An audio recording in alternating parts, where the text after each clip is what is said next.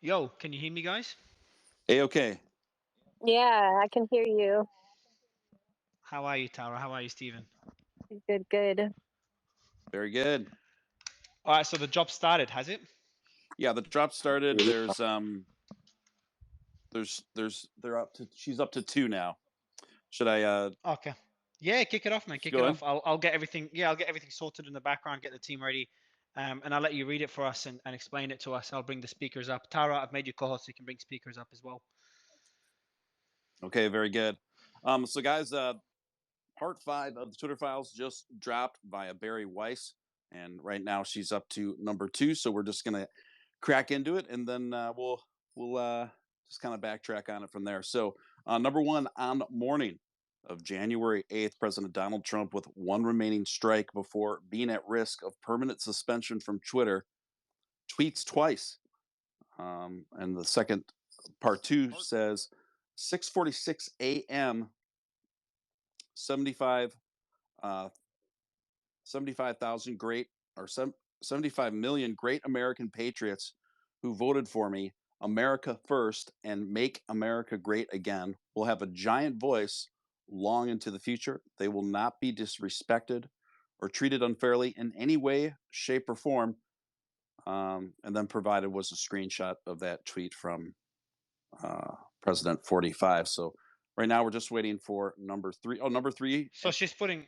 Oh, Oh, it's go ahead, mate. So she's putting out the context now for the job, correct? yeah. This is the context, and they're dropping pretty quick. So um, I'll just I'll just catch up on them as fast as I can here. Number 3, 7:44 a.m.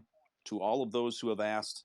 I will not be going to the inauguration on January 20th, and that was another tweet from the former president.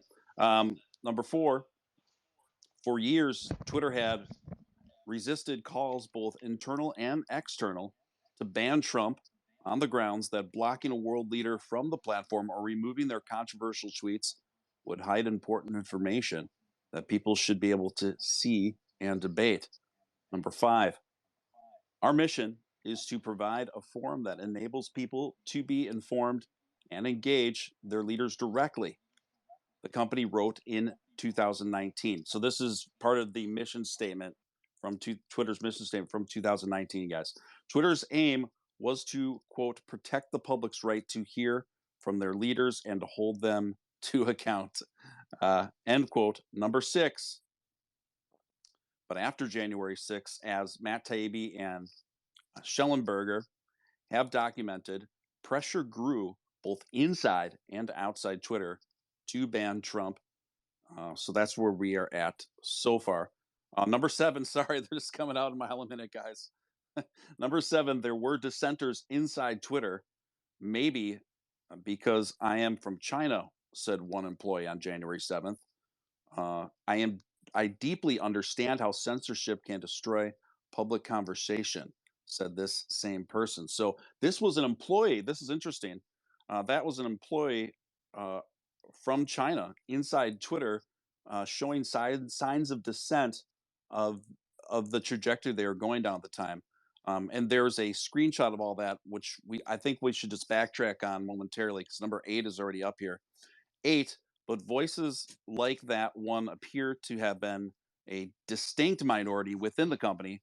Across Slack channels, many Twitter employees were upset that Trump hadn't been banned earlier. So that just goes to show that those dissenter voices were in there.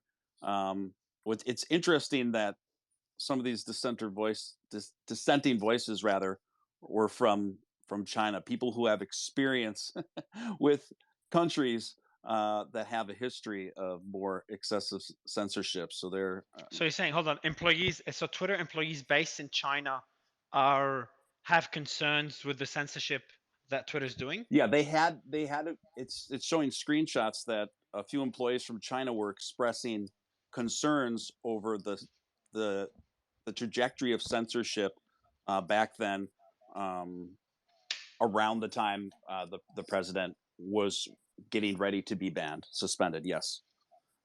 So these correspondences were taking place on Thursday, January 7th of 2021. Um, and this is what those correspondences said. maybe because I'm from China, I deeply understand how censorship can destroy the public conversation. Then the response looks like redacted from the person. I understand this fear, but I also think it's important to understand the censorship by a government is very different than censorship of the government. The First Amendment of the US and similar legislation in other countries with similar concepts exists specifically to prevent the government from silencing the people.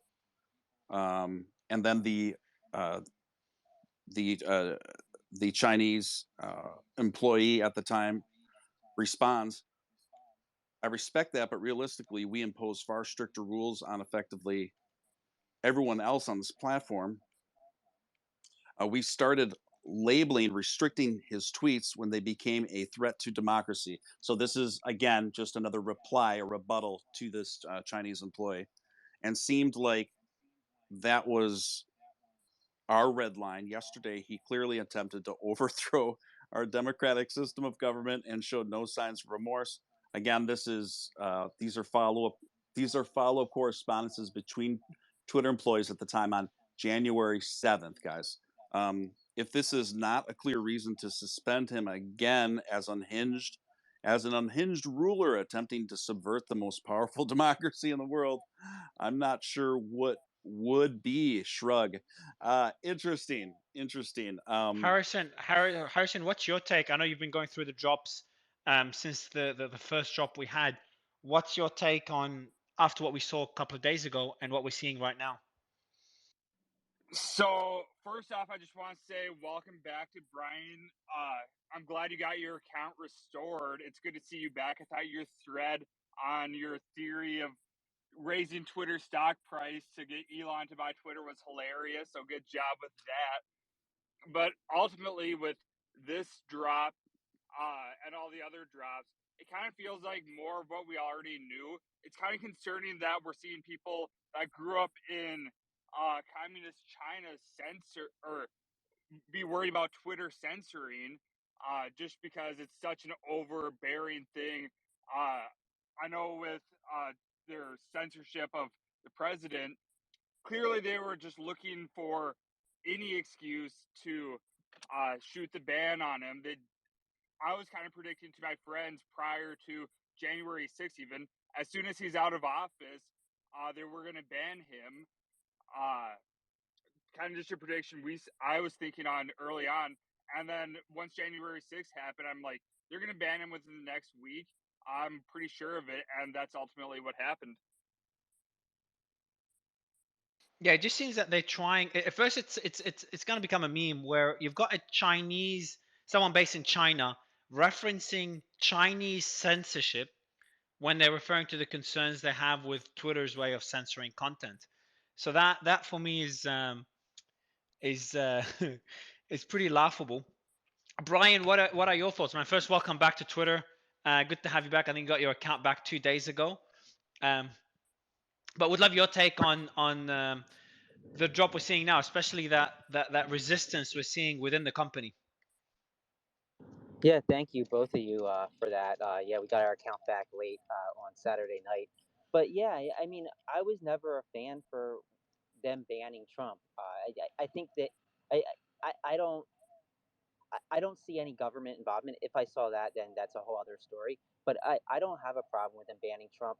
I mean, I do have a problem with him banning Trump. I think he, as a leader of the United States, he had a right to his voice. If it happened after he was no longer president and they were to do this along the lines that they held others accountable, then I wouldn't have a problem with that either, though. Yeah, I'm just going through the drop right now. I'm just going through what Barry's writing. I'm going through the tweet. For anyone that had just joined, you can see it above. You can see all the whole correspondence. I think she's just setting out the context. So this is the last drop in a series focusing on censorship of a lot of conservatives and the censorship of Trump and his cabinet. So you can go through, see the tweet above. Anything else drop yet, Stephen, or still pretty quiet? Yes, yeah. There's a few more here. So number 10, quote: We have a right to do. We have to do the right thing and ban this account. End quote. Said one staffer. it's, quote, pretty obvious he's going to try to thread the needle of incitement without violating the rules, end quote, said another.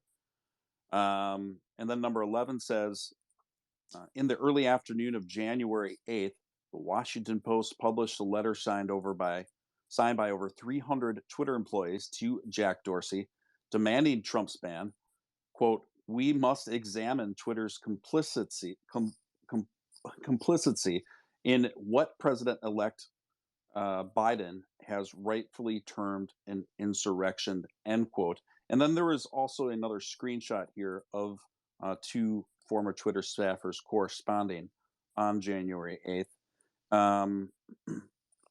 And the first message says that last sentence, we have to do the right thing and ban this account.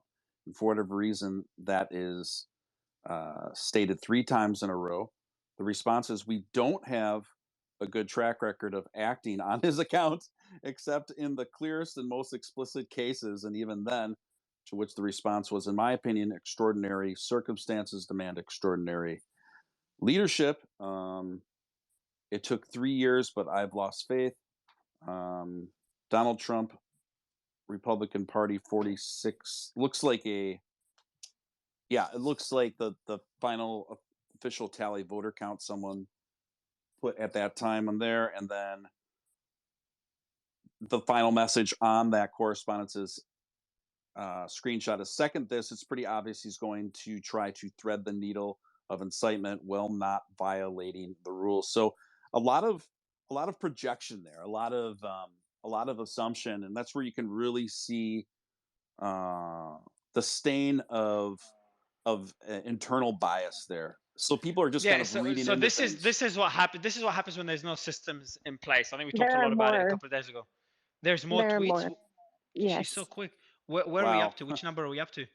I think we're up to 12 13. now, or 13. Yeah. So Oh I don't shit, know. we're up to. There's even 15. She's very quick in posting them. Yeah. So So let Mario, me however you want to do this, I mean, I can keep rapid firing these, or we can, read some out and then let's go through them. take It's like some reading comments. an article. Yeah. So let's go 12 and 13. But the Twitter staff Sure. assigned to evaluate tweets quickly concluded that Trump had We not skipped 11. violated. We're up to okay. In the early afternoon of January 8th, the Washington Post published an open letter signed by over 300 Twitter employees to CEO Jack Dorsey demanding Trump's ban. So you've got people, a lot of pressure around Jack, and it proves that Jack knew of the ban of Trump, or that people wanted to ban Trump. So I think Jack is complicit based on what Barry's saying here. We must examine Twitter's complicity in what President-elect Biden has rightly determined insurrection. I think, Steve, you read this already, but it's all good. It's okay. So number 12, but the Twitter staff assigned to evaluate tweets quickly concluded that Trump had not violated Twitter's policies. Quote, I think we'd have a hard time saying this is incitement, wrote one staffer. Okay. So they concluded that Trump did not violate the policies. Let's see what happens next. Quote, it's pretty clear he's saying the American patriots are the ones who voted for him, not the terrorists. And then brackets, we can call them that, right? About calling them patriots, I think, from Wednesday. Okay. Number 14. So they're debating. Oh, yeah. So, oh, shit. Yeah. So that. Yeah, calling them terrorists. Yeah. Okay, so it just shows how extreme, like their bias is having significant impact on the decisions being made by Twitter over their systems, and it further proves the bias. Let's see how far this goes. All right, number 14. Another staffer agreed. Quote, don't see the incitement angle here. So maybe they disagree with what Trump is doing in general, but what they're saying is that on Twitter, like if you look at the Ayatollah, for example, Ayatollah is doing horrible things. I think most of us agree. A lot of things we disagree with as a society off of Twitter. But Twitter's like, yeah, but he's not breaching our policies on Twitter. In Trump's case, it seems that what's happening off Twitter, and if anyone wants to disagree with me, feel free to do so as I keep reading. What's happening off Twitter is having an impact on the decisions being made within Twitter. So number 14, another staffer agreed. Don't see the incitement angle here. And then we've got dialogue here between Anika and an employee. Their name is hidden. I see XXX has pinged us to ask about incitement for the DJT tweet and wants to see if we can align. So they're messaging trying to see like they're facing a lot of pressure. They're facing a lot of confusion. I'm not sure how much to blame them. I was talking to someone who has worked, and we'll try to This get him on is this. the, I have to interrupt you, Mario. I don't know. This whole take on like that they're going off of things outside of Twitter, I have to completely disagree, like 100%. They're going off of things that he was tweeting, and that's exactly what they blamed him being suspended on. And no one knew really what it was until his account was reinstated, and we all can see his last tweets. No, I think you So misunderstood I what have I to think completely disagree with that. No, I think you're disagreeing because you misunderstood what I'm saying. What I'm saying is that they're not allowed to do this. Their decisions should be made on what happens on Twitter. So they disagree with Trump in general. They don't like him. They don't like they don't like conservatives. They're all on the left. Exactly. So yeah, so I think you'll agree with me. What I'm saying is that, and I'm kind of confirming this is not right. They're going after what Trump does, says, believes, etc., off of Twitter, which has nothing to do with Twitter's policies, and they're making But then you're decisions saying accordingly you because don't they don't know. like it. But then you're saying you don't know if you can blame them. Well, then who would you blame? Who would you No, blame? so the second point I was making, so that's the first point. The second point I was saying is I don't know how many, because there's a lot of employees at Twitter, there's thousands of employees. There are specific ones that intentionally went over the systems they have in place. And we've gone through these names over the last few days. And I think those people, of course, you can blame them because they've broken Twitter's policies and they've placed pressure on Jack, and they've even tried to circumvent things that Jack said. I remember there was one thing where Jack was saying something, employees were referring to it, and then one of the guys, I'm not good with names, says that no, I don't think that's what he means. So they're going over what Jack says and Twitter's policies. Now, there's thousands of employees. I wouldn't put all the employees in that one basket, though. There's some of them that were disagreeing with some of the decisions.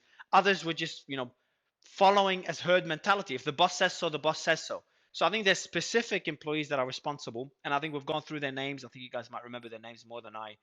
And we're seeing here, like, for example, one employee based in China was trying to disagree with that decision, as Stephen mentioned. Before I keep reading them, I see Catherine and Tim with your hands up, guys. Go ahead. I think we should keep reading them because they're coming out as live. Like I think we should keep going through it. All right, let me do that now. We're up to number 11, I think. Where are we up to? No, we're past that. No, we're Past up to that. 18. No, there's like 3 more that I now. can see. We're up to 15, 19. yeah. So I'm up to 15.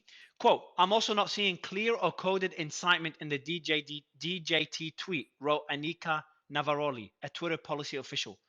I'll respond in the elections channel and say that our team has assessed and found no vios or violations for the DJT one. Okay, so you've got here Anika saying that she doesn't see a violation within that tweet. 16, she does just that. Quote, as an FYI, safety has assessed the DJT tweet above and determined that there is no violation of our policies at this time. So you're seeing people within Twitter. By the way, Tara, I'm not looking at the speaker request, so I'll let you manage that. We're seeing people within Twitter just say like there's no breach of policies. So it'll be interesting to see where the resistance comes in. Later, Navaroli would testify to the White House January 6th committee. Quote, for months I had been begging and anticipating and attempting to raise the reality that if we made no intervention into what I saw occurring, people were going to die. Okay. So based on this quote here, she's saying in the committee that they intervened because of their beliefs, their concerns of people dying. Am I getting that right? Yeah, sounds Yeah. like it. Yeah, They're yeah. So they're actually just like actually bought into fear, so they're actually worried about this. This is where they're coming from. It might be No, irrational, but where they're coming no, from. that was later. That was later in the January 6th committee. Later, they talked about that, but prior, if you notice, it clearly says that there's no violations of the Donald J. Trump tweets. So there was no incitement to violence or any of that. Yeah. So And based on then the later, I they agree. say they were worried that people were going to die.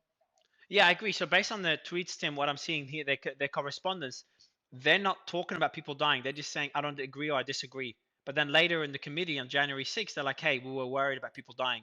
I'm not sure whether that's true or not. We haven't seen hundreds and hundreds of messages, but based on the messages that Barry shared, it doesn't look like that's the case. And then we go to number 18. Next, Twitter's safety team decides that Trump's 7:44 a.m. ET tweet is also not in violation. They are unequivocal. Quote, it's clear that no violation is just to say that he's not attending the inauguration. So again, it just shows that there is no, the Twitter team themselves are confirming in writing that there is no violation. And then we go to number 19. To understand Twitter's decision to ban Trump, we must consider how Twitter deals with other heads of state and political leaders, including in Iran, Nigeria, and Ethiopia.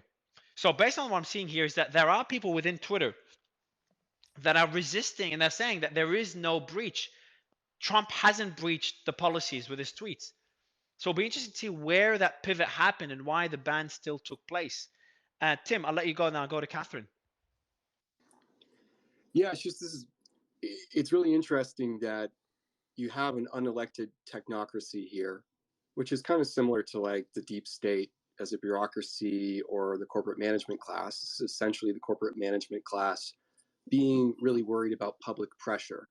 And there's no law protecting public speech on social media. So they're actually just caving to this pressure and they're conforming to that outside pressure because they have no ethical code guiding their actions. And this basically, to me, this shows the risks of a one party system because essentially almost all the people in the social media companies at this point have a really entrenched institutional background, mostly on the left. So you have an issue there where you have groupthink that doesn't have any ethical framework or law to prevent them from silencing public discourse out of trying to conform to virtue and this is the right thing to do. It's like they're ignorant to behavioral psychology. And it Not shows just that that they're people, biased, Tim. they're not, There was clear bias. Over 98% of Twitter employees donated to the Democratic Party. Like, we cannot be in denial about the truth behind that. So there was clear bias. It wasn't just outside pressure. There was complete bias by employees within Twitter. I'm in total agreement about that. I think you're interpreting what I'm saying as being adversarial to your perspective. No, I'm just saying it needs to be clear that there was 98%, over 98%, almost 99% of employees of Twitter were donating directly to Democrats. So there was clear bias. It wasn't pressure. This comment of pressure from the outside, it's almost like a cop out. I don't know. I think there needs to be reality here. Like, no, this was a very biased decision from within. From is this outside pressure is where their views are coming from. That's what I'm saying. As in, most people in institutions are conformists. So what so what the point you're making is like kind of similar to what I said earlier. Is that what you mean by outside pressure is not people from the outside pressuring them and that they're kind of forced to do it. By the way, there's new drops I'll read in a bit. But what you're saying is that they should be sticking to their policies. Their policies should never be influenced by anything outside of Twitter. Their policies apply to Twitter. And what happened is that their bias, which is their political stance, which comes from outside of Twitter, is having impact on their decisions within Twitter and Twitter's code of conduct and algorithm. Is that what you mean, or did I misunderstand? That's exactly what I mean. What I'm saying, because again, I'll let you. I'll give you the mic again, man. I'll give you the mic. You'll speak while I have to finish your point. Yeah, I will. I promise. I promise. I'll go to number 20 just for the audience. It's a little complex. You're good, man. You're good. And all I mean is that Tim, I'll let you. I'm just gonna read the two drops and I'll give you the mic again. 2 seconds. Yes. Oh, okay. Number 20 in June 2018. So now we're comparing to Iran's Ayatollah Ali Khamenei. For anyone that doesn't know, highly recommend you look him up, and you'll understand why this is a bit funny. All right. So in June 2018, he tweeted, "Quote: Israel is a malignant, cancerous tumor in the West Asian region that has to be removed and eradicated. It is possible and it will happen." Again, that was a user on Twitter. So Twitter should not be bound by geographical boundaries. Obviously, there's legal requirements in different countries. So if you compare this tweet, whether you like or don't like what Trump said, compared to what the Ayatollah said, I'm going to read it again because this show you how imagine Trump or any president tweeting this in the US. Quote: Israel is a malignant, cancerous tumor in the West Asian region that has to be removed and eradicated. Continues, it is possible and it will happen.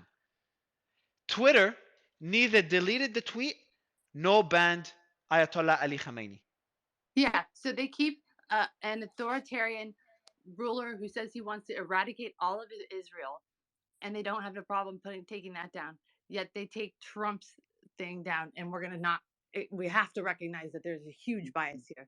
They And have there were also multiple terrorists as well. There's multiple I think terrorists the on the issue platform. is more that Twitter didn't have a coherent policy in dealing with this. They weren't ready for a leader to question an election or perhaps spark. I don't want to say spark an insurrection because we don't have all the details right now, but they weren't ready for a leader to take these steps. And you see that in these messages that they are basically running around crazy, like trying to figure out what can we do, what shouldn't we do. And There was ultimately, nothing predicative of that happening. So for them to try to sit there and act like that was going to happen or predict it happening or look for it and look for any reason to ban Trump, that's the issue. There was nothing indicative of him actually asking for an insurrection or any of that. Nothing. yeah. No, I'm not supporting their decision here.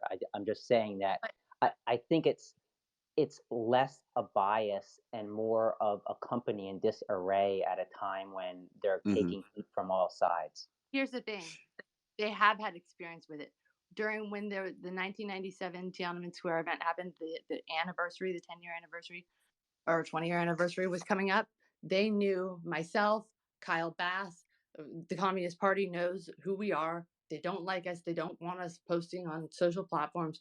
We both had a bunch of our followers and I had my whole account suspended for the week leading up to the Tiananmen Square anniversary and 2 days thereafter, and then boom, they give it back to me. No reasoning, nothing. And they've done this a lot with China way before any of this Trump stuff. So they did have experience with it. Whether or not we have those files yet, they definitely did. So I think it's important to recognize here that the actions they're taking are generally regarding U.S. Policy and politics, and they don't seem to care about the same things they say they care about when it comes to international issues and human rights issues abroad. So this is a clear bias of what they are triggered and afraid of is influencing their actions because they're actually being responding to their own emotions and preferences in their actions as opposed to having a clear policy framework that's based on human rights. But why would they? I'll go. We'll continue discussion, guys. I'm just gonna read the drops. Tom, I'm just gonna send you a co-host invite as well to join us as a co-host because it gives us another space. Perfect. Now we have a space to bring in a speaker. Good to have you, Tom. I'll keep. Did you read before I continue, Tom? Did you hear the comparison to what the Ayatollah tweeted? I did. You know, that's another. That's crazy, man. You know, what's going on here is a continuation of what we saw indicated the other night. They had no good faith basis to remove Trump. You had these anti-Trump activists throughout Twitter who opposed him for, reasons that they have a right to oppose him over. But you can't let your political ideology get in the way of managing a site like this. And that's what they did. They picked Trump for suspension based on politics, not based on rules violations. And in doing so and suggesting otherwise, they were lying to regulators, shareholders, users in Congress, and the whole world. And so this was a political hit on Trump, and it had nothing to do with inciting violence because, as we know, and I'll say this provocatively, but it's true, the left has no problem with inciting violence. And you can see this that they were allowing other world leaders to directly incite violence, but left their tweets up. And I just want to say real quick that I don't think this had anything to do with public pressure on Twitter. I think they took this opportunity. They wanted to ban Trump, and they took this opportunity to do so. Nothing to do with outside pressure. Doesn't matter what you think of Trump, if you look at that tweet by Khamenei, and you can't see the problem with that, with not even censoring that, not even saying anything about it, there's a problem there. So I don't think that had anything to do with it. I think it was a very left-leaning organization that took action when it saw the opportunity. Yeah. Yeah, and I think the more we sit around and make excuses, the less people will be held accountable, and they should be. It's election interference, direct election interference, what they did, and they do need to be held accountable. And I don't care if they had pressure from the outside; they had a job to uphold, and they didn't. Wait, I have a question. Did okay, when the Black Lives Matter, the 574 Black Lives Matter riots ended thousands of cops with bricks, rocks, Molotov cocktails, how many people were held accountable for that? At Twitter, nobody was held accountable for that. Kamala Harris posted a bail fund. She wasn't held accountable for it. They only attacked Trump because it's against the narrative. It's what the narrative is. It's all about the narrative. And Alex Jones said this. The left is beating the right in the information game. It's what they're doing, and everything is about the narrative. Everything is. And So I'll let. if they, Sorry, I'll let you finish. Sorry, Ian. oh no, that's basically all I had to say. Okay, yeah. So I want to just Yeah. quickly, just want to say for just if we don't mind, for everyone in the panel and off the panel, just try not to ban people. Just want to try to get all different perspectives. I'll get Brian Ed because I know Brian for some reason just got banned out of the room. I'm hoping it's a glitch.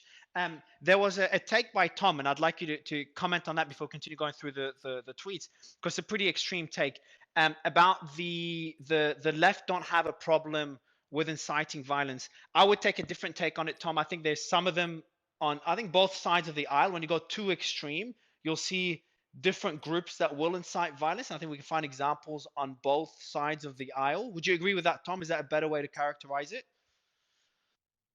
Well, my point is that during the riots of 2020, you had the organized left and political officials excuse and condone, if not encourage, violence. Yeah, Kamala And Harris so when I posted a say the bail left fund. doesn't have a problem with violence, that's what I'm referencing. They use and have used violence as they've kept it in their back pocket as a threat, and they used it regularly in 2020 to undermine Trump. Remember, Trump had to flee into the basement of the White House because the Secret Service was fearful that the violent left surrounding the White House was going to burn the building down. So I think that Understood. Mark is just we gotta worry about avoid absolutes, I guess. Yeah. All right. So Well, I'm when going to continue I going. say the left, I say the organized left. Look, everyone listening understands what I mean. Obviously, not all leftists support violence. Obviously, not all liberals support violence. My point is, in terms of the political conversations that we were having in 2020, the organized left and their political acolytes and allies justified and defended violence and incited it in our major cities. So let's be clear there. And so when they say they're concerned about inciting violence, they're not. They're concerned about Donald Trump objecting to an election. And this was never about violence to begin with, as it is.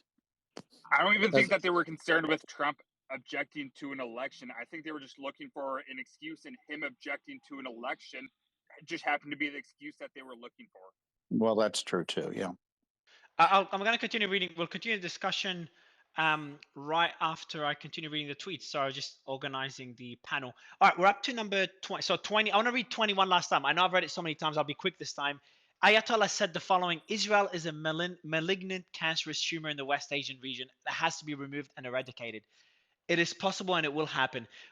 Like, ignore the whole the file drop. Ignore all this. Ignore all the discussion about Trump. All this, the left bias and all that.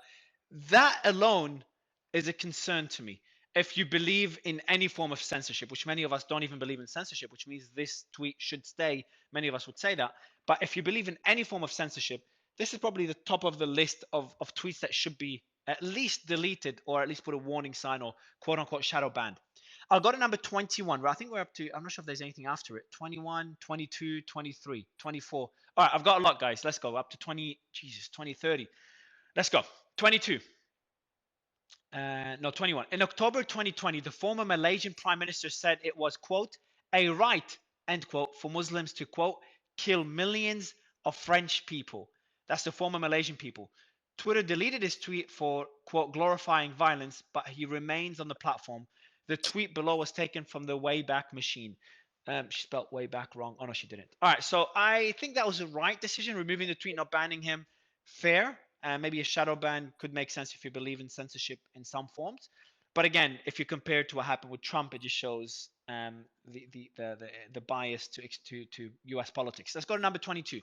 Muhammad Buhari, the president of Nigeria, this is going to get interesting, incited violence against pro-Biafra groups. Quote, those of us in the fields for 30 months who went through the war will treat them in the language they understand, which is killing them. Twitter deleted the tweet but did not ban Buhari. Number 23. In October 2021, Twitter allowed Ethiopian Prime Minister Abiy Ahmed to call on citizens to take up arms against the Tigray region. Twitter allowed the tweet to remain up and did not ban the Prime Minister. So it's a whole tweet. I'm just going through it. It's written in another language. Well, Mario, there's that more called on context citizens to to the wake up. Ethiopian one, mate. There's more context to that Ethiopian one. You need to read more than just the tweets. But despite whatever the context, if the tweet says citizens could take arms against the Tigray region, that's inciting violence. Doesn't matter if it's the right thing or not. Well, because the TPLF was Before Piotr, before you chime in, there's still more dropping, so I think we should continue. I think exclusively on Ethiopia, you need context. And I won't get into. I want to get into Ethiopian one, but understand that things are not as simple as they may look. It's still part of the drop, and it needs to be read here for the integrity of the call and the space. So he's reading the drop. So please let him continue. Thanks, sir. In number 24, in early February 2021, Prime Minister Narendra Modi's government threatened to arrest Twitter employees in India and to incarcerate them for up to 7 years after they restored hundreds of accounts that had been critical of him. They didn't ban him. So Twitter employees returned accounts that were critical to him, and he threatened to jail them for up to 7 years, and the tweet was not deleted. Okay. Number 25, but Twitter executives did ban Trump, even though key staffers said that Trump had not incited violence, not even in a coded way. And to be honest, I'm going to be on it. I don't usually give my opinions on things, but I just think that a lot of the things that happened in that period are wrong. A lot of the things that Trump said are too extreme, and I understand the concerns, but not even close to enough reasons to ban an account. And I was surprised when I saw his account banned. In my opinion, that was pretty extreme. Would love to see if anyone else disagrees. Number 26. Less than 90 minutes after Twitter employees had determined that Trump's tweets were not in violation of Twitter policy, Vijaya Gade, Twitter's head of legal policy and trust, asked whether it could in fact be, quote, coded incitement to further violence. Okay, so less than 90 minutes after Twitter employees determined that Trump's tweets were not in violation of Twitter policy. So in other words, Vijaya wanted to amend the policy so they can ban Trump 90 minutes after employees said, hey, he did not breach policy. And there's messages there, you can go through them, the tweet pinned above. There's messages there by Vijaya trying to get that to happen. I'm not sure which. I'm not going to read them all, but I can see how I'm just going through them quickly now. She's trying to convince other employees to change the policy. Number 27, a few minutes later, Twitter employees on the quote scaled enforcement team suggest that Trump's tweets may have violated Twitter's glorification of violence policy. So that's a few minutes after Vijaya sent those messages. If you interpreted the phrase American patriots to refer to the rioters. Okay, so they're trying to see, in other words, without getting into too much detail on reading the correspondence, what we see here is the employees trying to find a way to use from the information they have to try to ban Trump and to make it look like it's within policy. Up to number 28, things escalated from there. Members of that team came in to view him as the leader of a terrorist group responsible for violence and deaths comparable to Christchurch shooter or Hitler. And on that basis, and on the totality of his tweets, he should be deplatformed. That's extreme. Let me read out the message there. Just to update you, XXX, which means a retracted name, just to update you, XXX, I spoke to XXX just now. They understand our assessment of this individual tweet, but they now view him as the leader of a terrorist group. That's messages within Twitter. This is within Twitter talking about the US president at the time. But they now view him as the leader of a terrorist group responsible for violence, deaths, comparable to Christchurch shooter or Hitler. And on that basis, and on the totality of his tweets, he should be deplatformed. They will continue to push that argument with leadership and we will see where it falls. Whew. Let's go to number 29. 2 hours later, Twitter executives host a 30-minute all-staff meeting. Jack Dorsey and Vijaya Gadde answer staff questions as to why Trump wasn't banned yet, but they make some employees angrier. So we're seeing a lot of employees push Jack, and that's based on their bias to the left, push Jack and Vijaya to ban Trump. Number 30. And that shouldn't even be the case. The policy should be so coded in that such meetings were just purely for explaining the policy to employees if it needs any explanation. Let's go to number 30.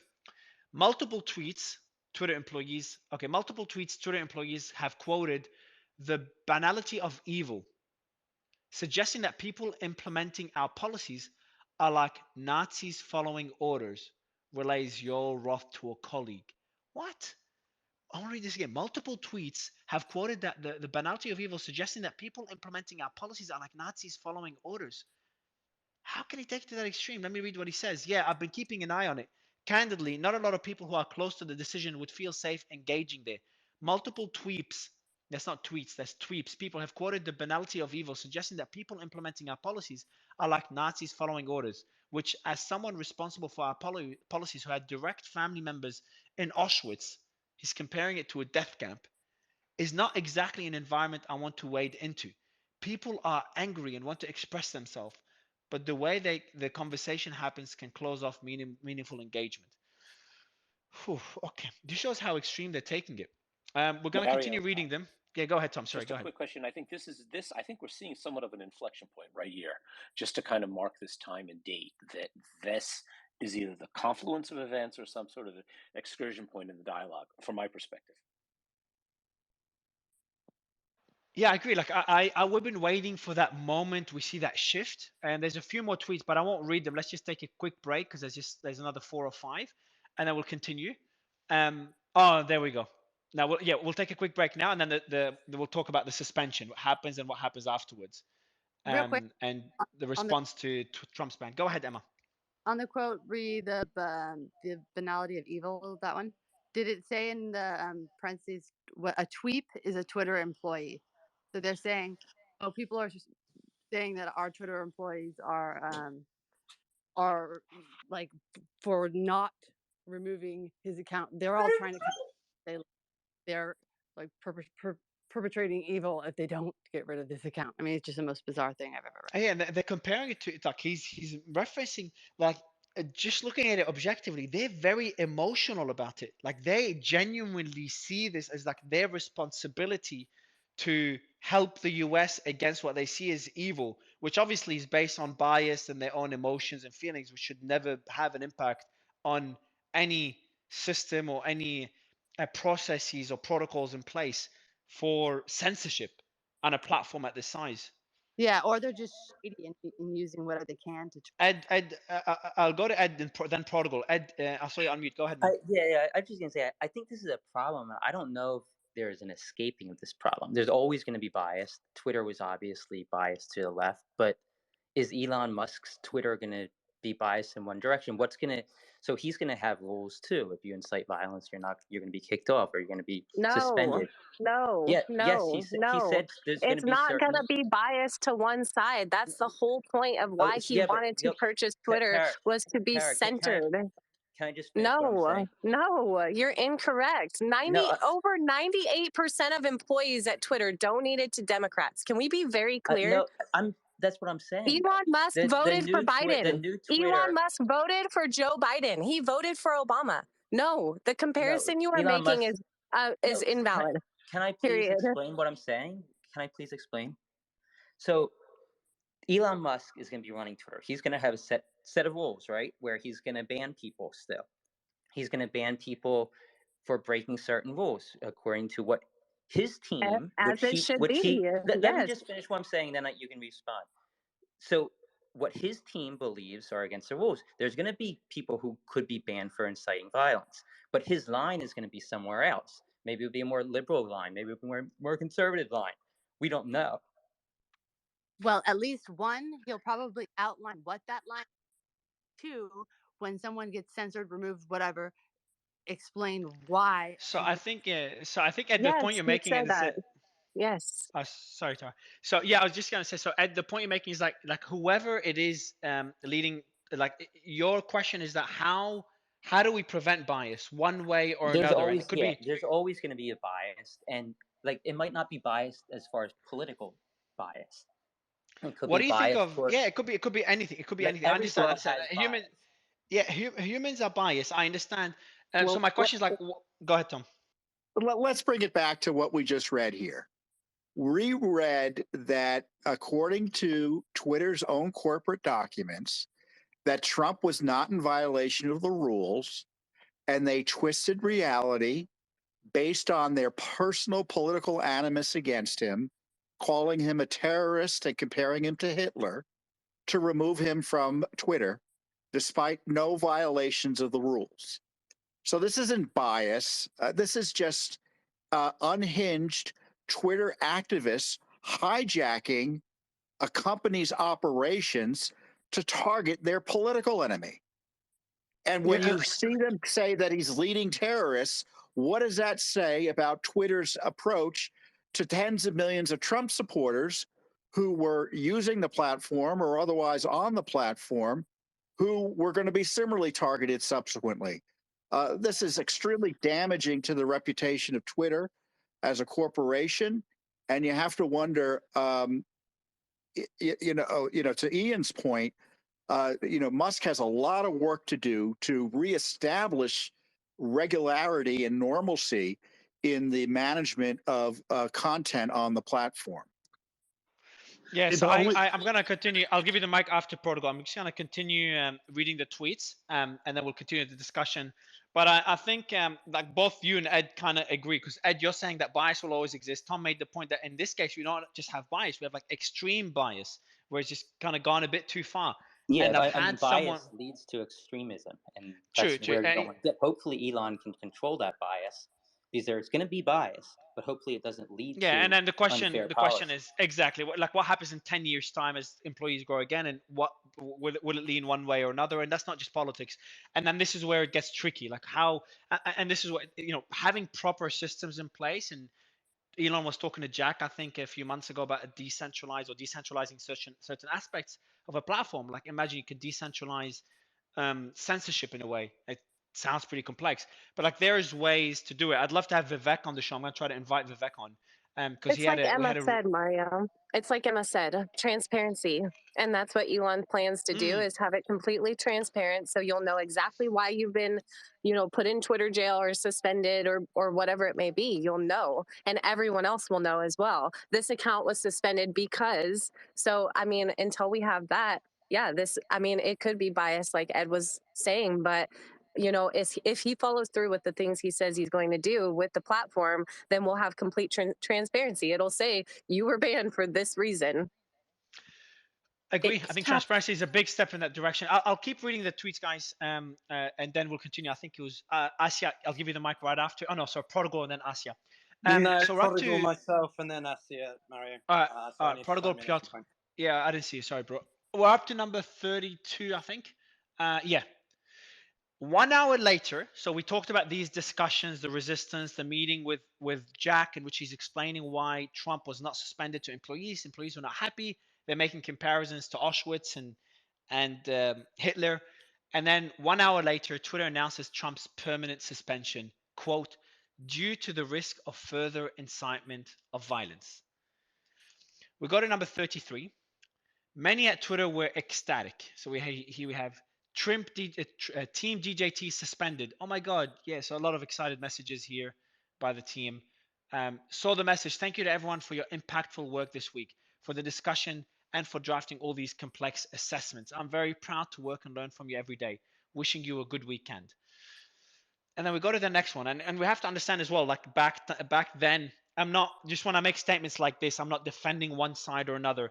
It was also a time of a lot of fear, and it was a pretty uncertain time for everyone. So the employees at Twitter, in their opinion, they thought they did something good, based on their biases, good for the US.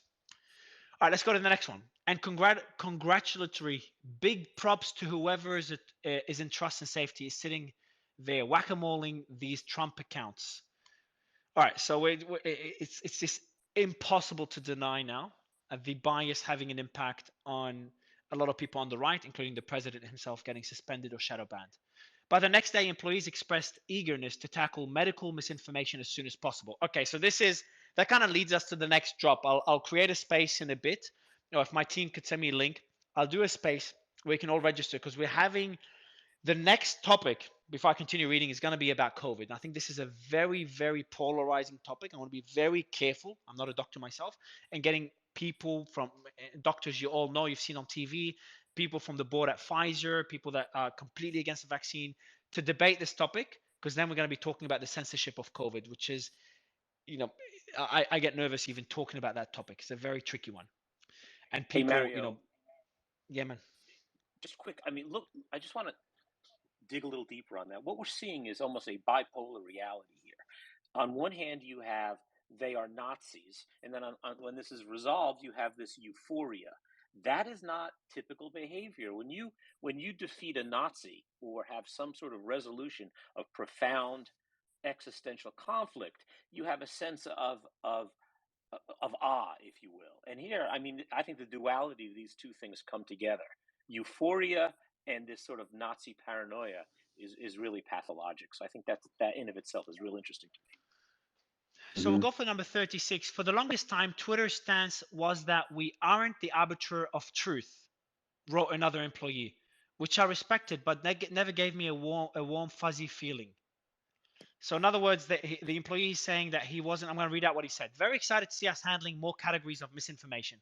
For the longest time, Twitter's stance was that we aren't the arbiter of truth, which should be the case. If you're a free speech, if you're a platform allowing people to speak, Chinese government can say that we don't let people talk about X, Y, and Z for the betterment of the country, for the betterment of the society, the economy. But then that gets out of hand, and now anyone that talks negatively about the president or about certain policies, they get censored, they get jailed. It just goes too extreme. So as soon as we see Twitter veering off, and I'm guessing it's happened over a period of time, veering off from just being a place where people could speak with certain limitations that we all agree on, to veering away from becoming the arbiter of what they consider the truth. Again, agree or disagree with what they consider the truth. This is where it got really dangerous. And I'd be curious to see how this evolved after Trump's suspension and what happened over the last couple of years. COVID's going to be a big one, and then what happened post-COVID as well. I'll continue reading. Twitter's stance was that we aren't the arbiter of truth, which I respected, but never gave me a warm, fuzzy feeling. That said, my dad is an MD, to give context, and medical misinformation is a really hard topic. I get nervous reading this stuff. Even for COVID-19, we only covered a narrow category of misinformation. As an example is, quote, take vitamin C, vitamin D, elderberry, and xylitol with GSC daily to reduce COVID-19 risk, end quote. Good misinformation, creative marketing, or misinformation? Personally, I'm not sure, and I suspect there are views on both sides. All right, so this message there, I respect more than others. It's not as extreme. It's like, hey, I respect we're not the arbiters of truth, but then where do you consider something as misinformation or not? Where is something like, hey, is that just good marketing? Does it play a role in fighting COVID? And then we go down that slippery slope, which we won't go down in I mean, today. Mario, if possible, I mean, I think we need to look at this not just in the context of how big tech shape public opinion, but how corporate media shape public opinion. This is an apparatus controlled by multiple multinational corporations that fed for years a narrative that anybody who supported populist policies or Trump were essentially Nazis, white supremacists, etc. So this fed into it. As somebody said earlier, uh, they were just looking for a pretext. They had previous discussions from previous Twitter file drops showing that they were pushing to ban him over and over again. And this gave them the one use. And when people say be objective, we can be objective, right? You look at the Portland federal courts, you had 80 days of riots and attacks on a federal building. As Tom Fitton mentioned before, you literally had temporary fencing put up and a church burnt down as they tried to assault the White House. And the president of the United States, regardless of political affiliation, was forced to cower in a bunker, right? A narrative was pushed onto the entire American population, which, as Tara brought up, 90+% of these people are wholehearted Democrats, vote and donate towards them, and they use it to effectively eliminate Americans' free speech and public discourse. And I'll end with this. His comments regarding vitamin D and zinc, multiple studies have now come out confirming that lack of these specific nutrients and vitamins do increase the severity I of will. COVID. So I'm just gonna end it protocol. So just that Can one I there, hop we'll in leave it for real the quick? next I have space. something to say. Yeah, basically Yeah, I'll just everything you just said quickly. is correct. I mean, people forget. I had a couple of people DM me just now. Black Lives Matter. There was over 500 riots that entered thousands of cops with bricks, rocks, Molotov cocktails.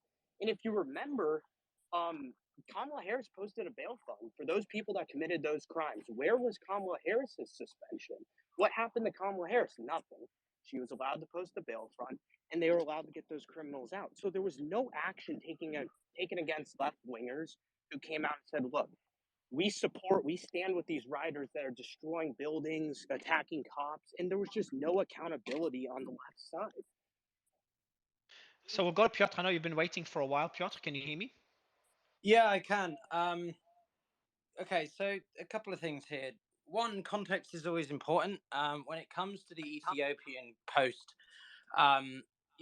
President Abiy Ahmed had suggested this action because the TPLF, which is the Tigrayan People's Liberation Front, basically just begun launching large-scale assaults on southern parts of the Tigray province and north of the country. So there's a little bit of backstory to that. That being said, what we are seeing here is the illustration that authoritarianism and censorship exists on both sides of the aisle. There is a reason that the Nazi Party was actually the Nazi Socialist Party, and why there are so similarities made between Stalin and Hitler, despite them supposedly being on the ideological opposite sides of the spectrum. So what you see here now is a clear illustration of people with a very, very influenced and impressionable perspective of what's happening across the country in DC, taking it upon themselves to pressure senior management, senior staff, as well as the staff in the top end, having their own biases, deciding that despite them being a private corporation with no ability for transparency and accountability, to take it upon themselves to make influences that will directly decide the future of the United States, even if that United States situation is very polarized, it's very difficult. Private enterprises like this should not have that much power, and I think that's extremely disturbing to hear the information that you shared, particularly when it comes from just how much of Twitter's staff were really, really pushing for this. And it shows you how in history, when you're on the center ground, you tend to gravitate towards both extremities, and then people come back or they go out again. And we've got a problem, I think, in the US on one side of the country, or some parts that you've got people who are very, very part of this very far left wing perspective, which is, as much as I said before, censoring of people's opinions as, say, you could say the far, far, far right is. Then in other parts, you've got people who sit on the other side.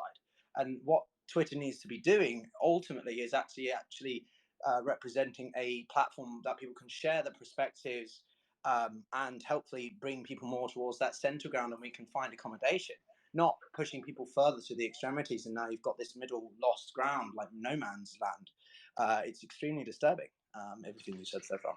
We have a lot of tweets to catch up on here. Yeah, I was gonna say the same thing. By the way, everyone, I've just tweeted the link for the before I read the tweets.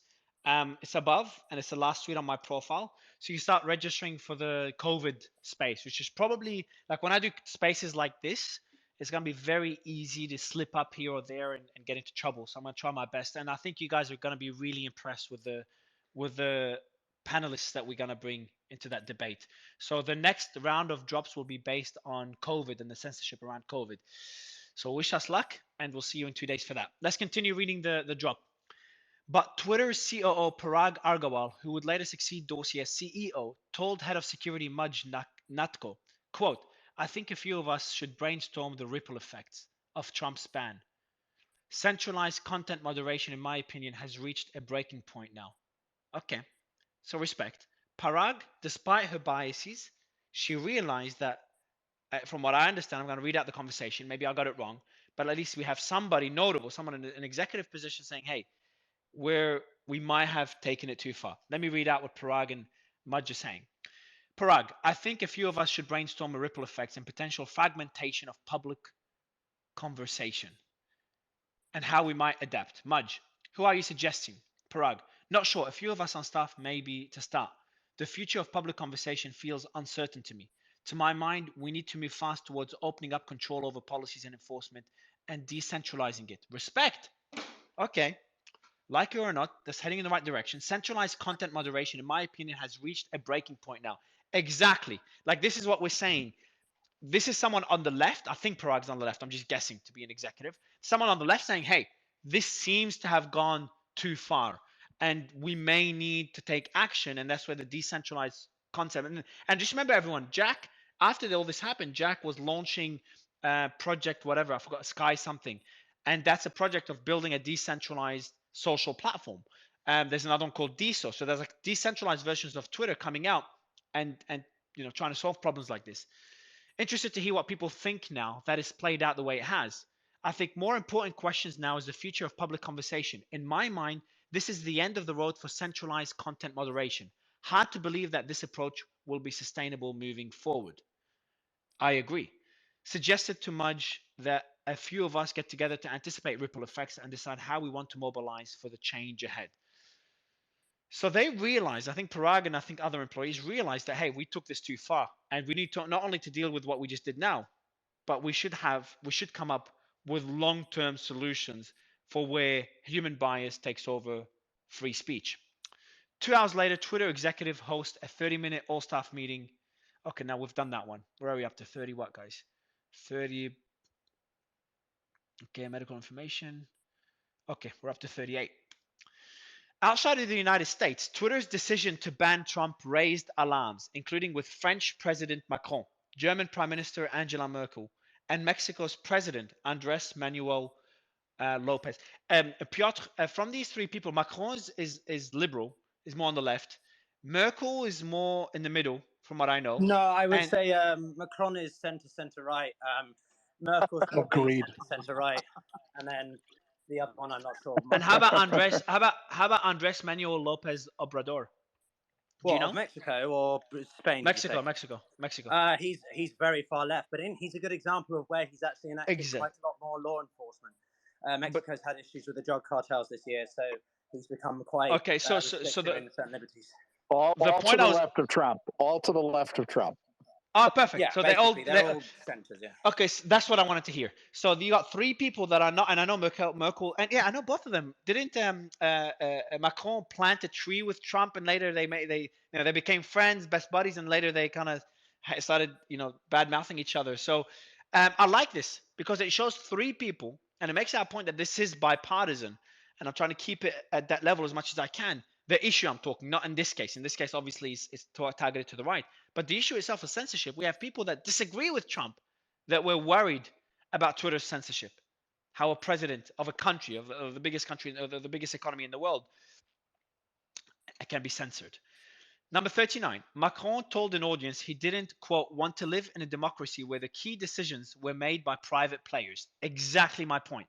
I want it to be decided by a law voted by a representative or by regulation, governance, democratically discussed and approved by democratic leaders. I agree. Number 40, Merkel, Germany. Merkel's spokesperson called Twitter's decision to ban Trump from his platform, quote, problematic, and added that the freedom of opinion is of, quote, elementary significance. Russian opposition leader Alexei Navalny, who's in jail now, criticized the ban as an unacceptable act of censorship. And this is someone who's being censored in a country that's being censored by, and I don't want to get into a whole political discussion, but I think most of us would agree that Russia has severe censorship as well. And he's in jail based on that censorship. So I think it's across the board. You got policymakers concerned by Twitter's decision, whether they agree with it or not. And I'm going to go through the comments in a bit. I'd love to see the audience. Can I just point out one quick thing on that? Merkel, Macron, all these people are neoliberals. So they're part of the establishment, the globalist sort of rhetoric that you will hear. Trump was not. He was much more about America first. So it's fascinating how even politicians who are against Trump or against his ideology in some ways are still against this private enterprise ability to influence freedom of speech. Very interesting point. I agree. I think that's a very interesting tweet. I'm going to put this as one of my core tweets. Is you got policymakers that disagree with Trump that are on the left. Hold on, didn't you just say that? Doesn't matter. That disagree with the decision. Capitalism, conservatism in America is a very different interpretation in Europe. Just keep that in mind. Understood. Just a reminder for everyone, the tweet pinned above before I continue, make sure you set your reminders for the space in 2 days. And we have another space tomorrow with Mark Andreessen from Andreessen Horowitz as well. So make sure you set your reminders for that. It's going to be a pretty crazy week. All right, number 41. Whether you agree with Navalny and Macron or the executives at Twitter, we hope this latest installment of the Twitter Files gave you insight into that unprecedented decision. From the outset, our goal in investigating the story was to discover and document the steps leading up to the banning of Trump and to put that choice into context. Ultimately, the concerns about Twitter's efforts to censor news about Hunter Biden's laptop, blacklist disfavored views, and ban a president aren't about the past choices of executives in a social media company. They're about the power of a handful of people at a private company to influence the public discourse and democracy. And that's why we're seeing people that are, I always get the panel balanced, and we have here people from both sides of the aisle on the panel, and everyone disagrees everyone agrees in one way or another that this level of censorship is a problem. And some people are calling this a nothing burger. There's 2 more tweets. Some people are calling this a nothing burger. Maybe, hate me for saying this, maybe it is now. I'm not saying it is. Even if you think it is now, later on, if this continues, this level of censorship, how far could that go? Because we saw what happens in China with high levels of censorship and other countries. Imagine now our country's democracy, not our, because I feel our in the US, your country or anyone in the US. The US is a democracy, and anyone else living in a democracy like myself, Australia, we live in democracies. But the companies that have the power right now, Apple, Amazon, Meta, Google, are not a democracy. They do have a board, but they're not as democratic to an extent as the government. They don't have those safe systems. So that means that when they start having influence, when they start censoring, they start dictating where a country heads. They literally decide what people hear, what people don't hear. If you go to China, I'm researching a lot about COVID now, different theories and stuff. When you go to China, there's a conspiracy theory that the U.S. brought the COVID to China, U.S. military. And then in the U.S., there's a theory that China intentionally released the COVID, and that's one theory, is multiple, as a weapon against the US. So you can see like 2 different countries. When you meet someone like we're saying we're all on one planet, yet we have completely different versions of reality. It shows the influence of how far censorship could go. I'll read the last 2 tweets quickly, and then I'll give the mic to our co-hosts and panelists. This is it. So I'll read it again. Ultimately, the concerns about Twitter's efforts to censor news of the laptop, etc., is not about the executives. That's not the issue. The issues and the whole story, that's not the issue. The issue is about the power of a handful of people at a private company to influence public discourse and democracy. Go ahead, Tom. This is an absurd conclusion, frankly. I mean, Barry is just showing her ideological colors here. The New York Times can do whatever it wants as a private company to moderate content on it in its publication and on its site. This is about a private company corruptly telling users that they have contracts with, telling regulators, telling shareholders, and telling Congress they are moderating content on a good faith basis. And part of that basis, and that is their ability to do that is allowed under law, but also based on the idea that, yeah, they are doing it on a good faith basis. So they've been lying and have been caught lying about what they were doing as a corporation. This isn't about, quote, democracy. This is about a company breaking the law, breaking the rules, working illicitly with the government to target political enemies of a specific party and a specific ideology. So let's forget, this is not about democracy. This is about censorship by corrupt individuals in Twitter and corrupt individuals on the outside, whether it be in government or in media, to push Twitter to do this. And to say this is about democracy and the private sector, baloney. the private sector has all sorts of abilities in the right context to censor anyone they want.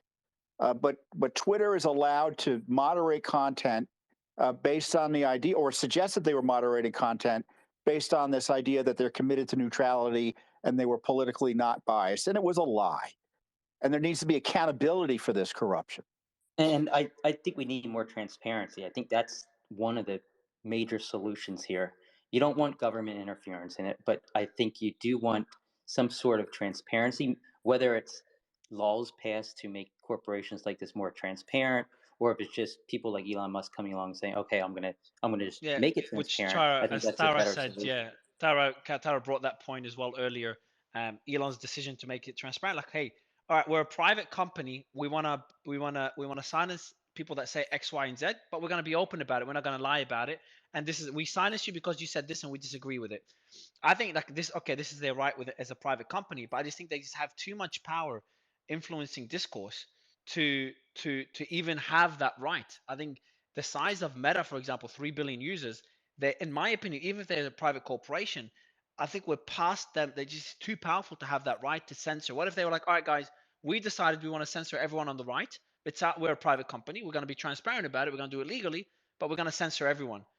Like, because even after Twitter banned Trump, we didn't see Truth or other platforms blow up. You know, they gained. Correct me if I'm wrong. I might be wrong on this one, but I don't think the other social platforms blow up. People are still like, yeah, we'll stick to Twitter just because it's more convenient. That's where the attention is.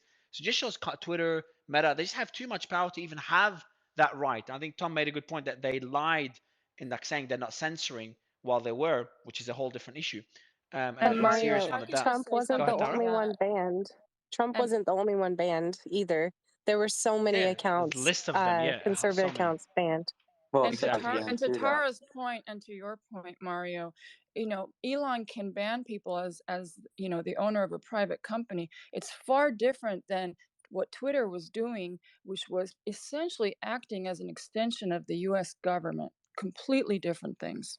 That's a good point. Yeah, we shouldn't forget as well that they did have, that was in one of the drops as well. So it's like multiple problems. I think Tim's point that this is, you know, democracy is one problem we can discuss, but there's also the fact that they lied. There's also the fact that they were talking to the FBI and as other governmental bodies as they made those decisions. And there was the back door that we talked about, and we also mentioned to remind everyone that Trump administration either never used just because they thought it wouldn't work based on the bias, or Twitter just never. I think they said never used. So it's not like Twitter got these requested and implement them. Trump's administration did not use that back door, yet the Democratic side did. And again, that could be based on Twitter's bias. So that's another issue that you mentioned, Sphinx. That's really, Can I really, really just deep. point out one thing here, which is that this is authoritative oppression or censorship, right? This occurs, as I said before, on both sides of the aisle. But in this case, it isn't more right-leaning reasons that it's being done. Think of China's WeChat.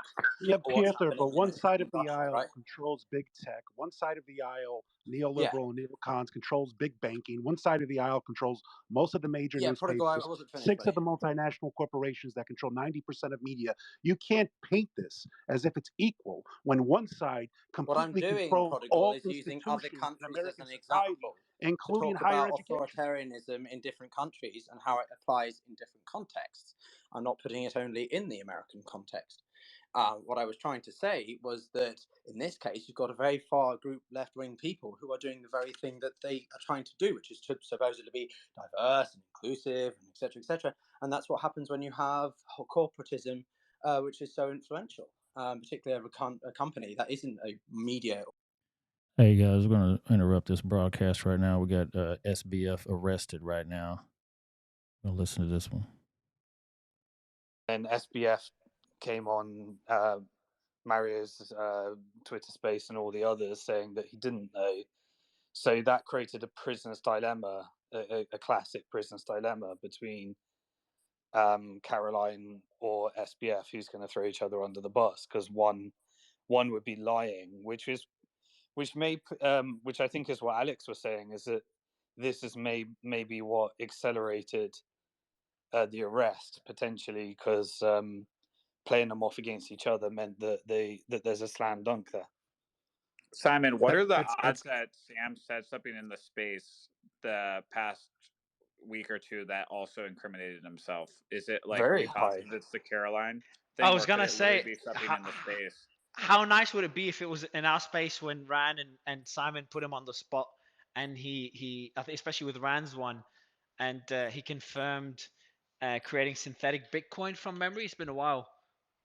Well, Yeah, I well, think he did also, a lot yeah, of that. Really good job. You He did a good job talking over and over again, and just further incriminating him. And then CoffeeZilla did such a good job, you guys, with that question, really nailing him CoffeeZilla around did the hat trick. He's not a smart the criminal. But He's an idiot. another thing is, but those this is terms and what I didn't conditions. understand is when these types of things normally go down, these people are not in spaces talking and being as flagrant as Sam was in multiple places. It was bound to happen, and I think that they're going to take him down really hard because he absolutely said incriminating evidence. Well, When I that's was what was so listening to this confusing, tape, right? Because we all thought he's got like this double bluff genius, like I didn't think that. I thought he was an owns idiot. the government type of, and maybe it's just that, like, I don't know, maybe he's just got a mental condition and he can't Simon, he yeah. Simon, who does It's that? called Come on being now. It's addicted to foolish. video games, is what it No, is. Because I was on that space, Mario, when last time when I was here, he was typing away. Did that really get confirmed? Because that shit's hilarious. Yeah, No, but somebody actually that's what saw makes him me playing think League is of some kind of Legends. Somebody else mental was on condition there or and took a coping screenshot of him mechanism. doing it. Sorry, Alex. Oh, someone took a screenshot. Did you say, Alex? I think that there was a there was a screenshot of somebody that somebody was actually playing like with him. They were playing at the same time. Like When they he were did just his playing League of Legends. when he did his interview with Eric Voorhees, and Eric Voorhees caught him like basically red-handed, and he caught him totally off guard about basically working with Gary. He was playing League of Legends on video, like because clearly he was playing a video game. Like it's not a secret. Like I think it's like you said, Simon, some sort of coping mechanism. So I want to go to Peter, if you don't mind, Peter, and then Alexandra. What can we expect? Not sure if you guys can answer this. If there's any attorneys in the audience, do put your hand up. We're inviting a couple right now. But what do you expect in terms of sentences for Sam, and how bad is he of a situation is he, Peter? Well, it depends on what charges they go for. If it's federal, and it looks like it is, obviously, there's going to be some various guidelines. There's probably some fraud that they can go for, to be simple, and it's going to be statutorily prescribed, right? So we really don't know. I would expect, by the way, that as soon as this broke, the DOJ started really loading up and trying to figure out what happened. I'd be surprised if there were any, regulatory scrutiny prior to that. But he was never going to get off the wire, it looks like, and it looks like there's a very motivated Justice Department as well. So they're certainly going to, in my opinion, try to throw the book at him, but they can still only go as far as the documents they have and the testimony they have from Caroline. So still very much an open question in my view. And when you say testimony for Caroline, is that confirmed or that's speculation for now? No, not at all. But I was listening to Alex, and she made a very persuasive argument about it. Yeah, what Alex? I wonder two things right now. I'm sorry, go ahead.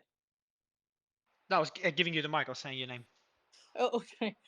So I think I have a lag. I'm really sorry. I think that there's a lag between, when my app is not 100%. Okay, so I'm sorry because I'm hearing things like after when it's silent and then there's talking. So I'm having a connection issue, I think. But so two things. One is I do wonder because what's his name?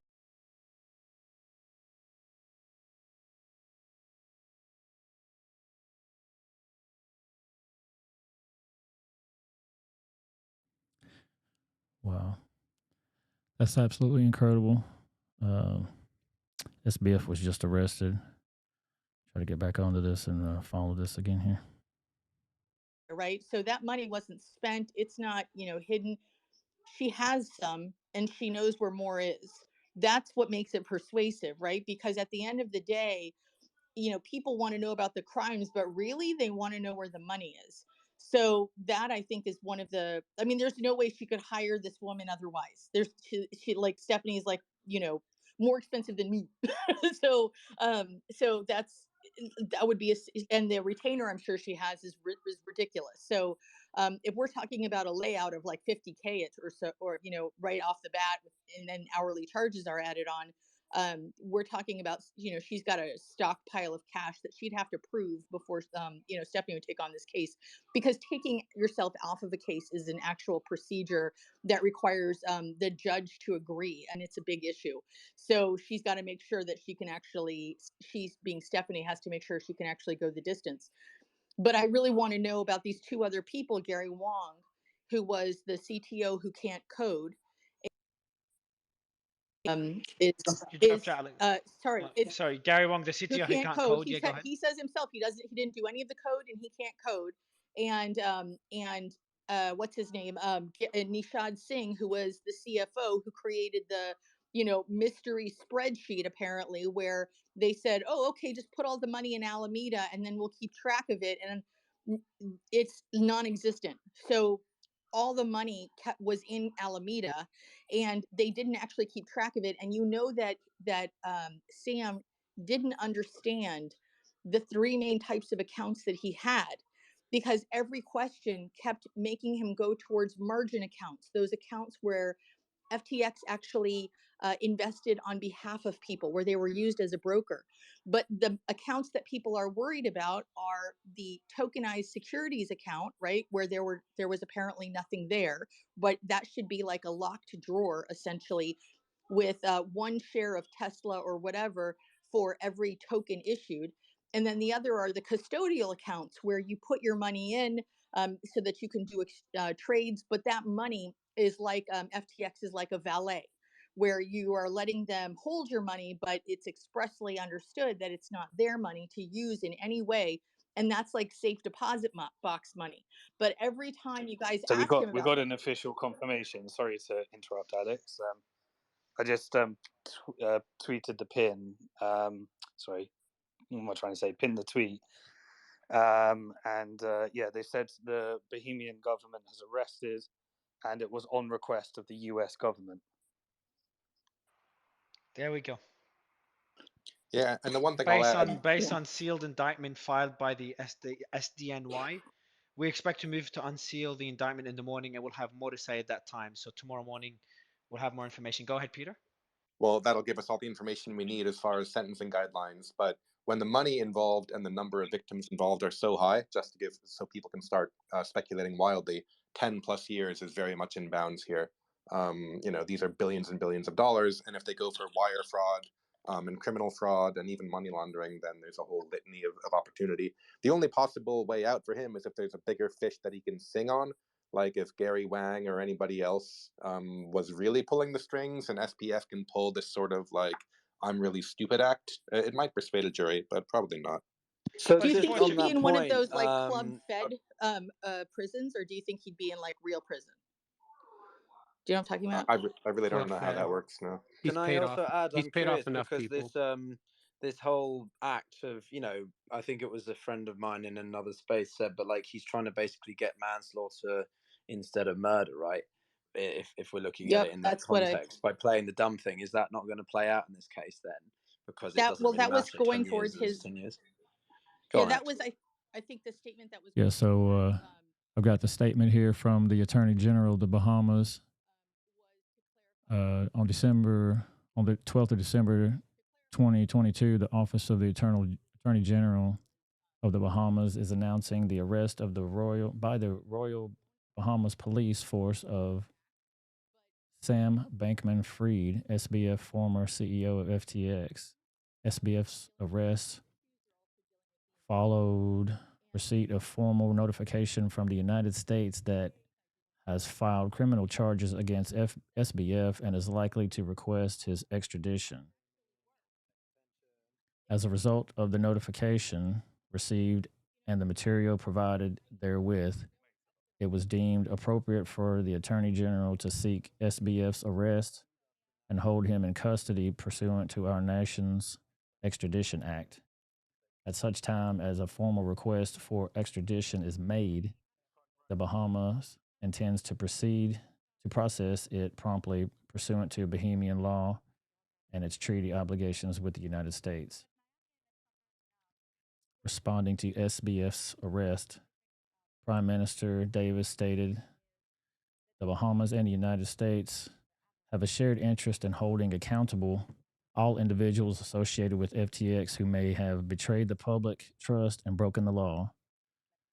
While the United States is pursuing criminal charges against SBF individually, the Bahamas will continue its own regulatory and criminal investigation into the collapse of FTX, with continued cooperation of its law enforcement and regulatory partners in the United States and elsewhere. December 12, 2022, Office of the Attorney General, Ministry of Legal Affairs, Commonwealth of the Bahamas. There you have it, ladies and gentlemen. They got him arrested, but who knows where it's going to go from there. Let's keep listening. I'm trying to go on Google and look at what those additional rights are. And it seems like, based on some old cases like US versus Knowles, and I know we have attorneys up here, so they can shed more light on this. But it seems like extradition hearing in this case could actually even happen in Bahamas. And based on the conversation I was having with this guy, he said that the Bahamas government actually likes SBF a lot. And obviously, FTX has brought a lot of money into Bahamas, and the Bahamas government really likes SBF. For them, SBF is still the golden boy of crypto. So I did want to share that perspective Yeah, that, I know we are they saying that definitely he's would getting have loved him, extradited. but this would be very embarrassing. But I think you've cracked the code there. So it appears that obviously his parents know exactly what he should be doing. So between what you just said and what Alex said, that play the dumb, get the whole homicide instead of murder. And then also there's an extradition strategy which gives additional. So it seems like he's not. He knew exactly what he's doing. He's getting the right advice, and it's probably the right strategy for given what he knew was going to happen. I have The a question question, is, Simon and Crypto, both of you, Crypto Immersion, since both of you are here. If the extradition process goes through, I know the tweet that you just pinned up, Simon, it says that tomorrow they're going to actually open the sealed envelope. Is there a is there a chance that he might actually stand a hearing in Bahamas? And if that happens, if I'm not wrong, in Bahamas, the hearing could be presided over by a single judge, versus if this case was to be brought in US, then there could be a grand jury. So the sealed indictment is usually done by a grand jury, right? So they got a grand jury to indict him, and that indictment can only be enforced according to U.S. treaty with other countries. And so so the order of operations was at least for the legal part was grand jury indictment, which they claim sealed, right? You can do that. Grand juries are generally sealed. They can be not sealed. And sealed just means private, not made open to the public. But they're saying they're unsealing it, which means it was supposed to be private. But the overriding one of the parties made an argument that it should be unsealed, and the state agreed. So it's unsealed, and then that's when the extradition can happen. Go ahead. I have a question. I have a question for you, for Orbis, and for Peter, and anyone else that can answer it. So I've been under the assumption that everything Sam is doing is very calculated, including our interviews. Took me a while to figure out what it is, but then when I heard him the interview, same answer time and time again. He's just trying to say it changed the perception of him, and it worked well with the New York interview that he did, New York Times interview he did, where he got people started clapping at the end, and we had Kevin O'Leary and the other guy, the one that is known to shorting, the hedge fund guy, I'm bad with names, say he did a tweet. He's like, call me crazy, but I think Sam is telling the truth. So like every single step for someone to build, and we had the last space we did on FTX, if you remember everyone, we had the insiders that were investigating, not insiders, Bill Ackerman? Not Bill Ackman, the guy that Bill Ackerman hates. They fight. No, Bill Ackman. Yeah, sorry, Bill Ackman. Sorry, That's yeah. him. So Bill Ackman made a tweet. Yeah, exactly. So, and then we had in the last space, for anyone that missed it, that was an incredible space, and I did a whole thread on it during the space. We had Hussein and Nick come in. They've been investigating FTX for 9 months, I think it was. And they're like, Mario, we're going to spill all the beans in that space of yours. They got a whole data room of evidence, been shared with the press. It's been shared with lawmakers that have requested it. where they went through the entire store, because they've been doing it since the early days, since they got fucked by Liquid, which is owned by FTX. They investigated everything, the whole web, and they had some speculation, they had some facts, and they kind of differentiated between the two, and it all seemed extremely well planned. What Sam built and what he was building, if he actually pulled it off, and his exchanges, him and Kevin O'Leary and Justin Sun, and that's a speculation. And they're building that liquidity pool among exchanges to become the main exchange for CBDCs, centrally backed digital currencies, which will make him, a big contender to Binance and potentially beat Binance. So for someone to be that intelligent and lead such a plan and such a company, I just don't think it's stupid enough to just like recklessly jump on an interview. Now, why am I saying this? Because I want to go to a question for Alexandra, Orbis, and Peter. So can you repeat, Orbis, what you mean, or whoever? Why could Sam intentionally have done all this? Like he not done it, but why didn't he avoid? Why didn't he escape Bahamas? Because that was my question from the early days. Was he just not? He didn't fathom the how big his problem was, and Simon kind of talked about this. It just never clicked for him. We had Martin Shkreli also on the space tell us like it takes a while for these things to sink in because of the enormity of what he did. So that's the first question. Second question, Orbis, I think you were mentioning, and Alexandra agreed, or vice versa, that his parents knew that he's going to get extradited. They were planning for this, and something around a less extreme, less extreme sentencing or more rights. Can you elaborate on that point as well? Because I'd be curious to see if this is even well planned. Hey, so I do not know what additional rights he gets, but then as I mentioned, the person who said all of this to me, that oh, Sam's definitely getting arrested, but the reason why he hasn't come to US is because if he comes to US, then he gets arrested and he loses rights. However, if he's extradited to US, then he gets some different rights. And I am not a lawyer, so I don't know what those additional rights could If be. that makes any But I sense, can because once he's on American soil, I mean, he is under the jurisdiction of the U.S. government. It doesn't really matter what. Can I just jump in they here? have Like, in I don't know Bahamas. what those additional rights are, but I suspect they're procedural and will have no impact on the substantive resolution of the case. Yeah, Exactly. I think that actually deals with if you're not a U.S. citizen, because there's a lot of extradition that happens with non-U.S. citizens because the crime was committed in the U.S. or the nexus of the crime was in the U.S. So they'll be extradited for to the U.S. judicial system, but the additional protections they get are because they're still honored as an overseas national. They have to make sure that there wasn't a particular protection that was granted to the overseas national. And usually that kind of stuff deals with like, did you have diplomatic immunity? Were you doing something on behalf of a government, or was there some other connection that you have to be careful with? That's when you get the protection of extradition. But I mean, like, there's extra protection in extradition as far as I'm aware. But if you're a U.S. citizen and you were extradited back to the U.S., there isn't any particular protection that I'm aware of. I want to I go have a to question. quickly before the question. Alex, do you mind reading the letter? And I know you read the CoinDesk or Cointelegraph article as well. Do you want to summarize that for us, if you don't mind? Yeah. So again, this is coming from DB Tier 10K on Twitter. So the statement from the Attorney General of the Bahamas, Senator Ryan Pinder, KC, on the arrest of Sam Bankman-Fried. On December 12th, 2022, the Office of the Attorney General of the Bahamas is announcing the arrest by the Royal Bahamas Police Force of Sam Bankman-Fried, aka SBF, former CEO of FTX. SBF's arrest followed receipt of formal notification from the United States that it has filed criminal charges against SBF and is likely to request his extradition.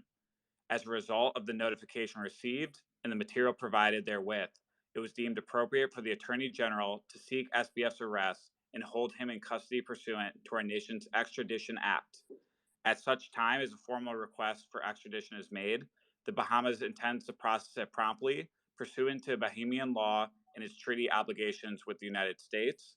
Responding to SBF's arrest, Prime Minister Davis stated, "The Bahamas and the United States have a shared interest in holding accountable all individuals associated with FTX who may have betrayed the public trust and broken the law. While the United States is pursuing criminal charges against SBF individually, the the Bahamas will continue its own regulatory criminal investigations into the collapse of FTX with the continued cooperation of its law enforcement and regulatory partners in the United States and elsewhere.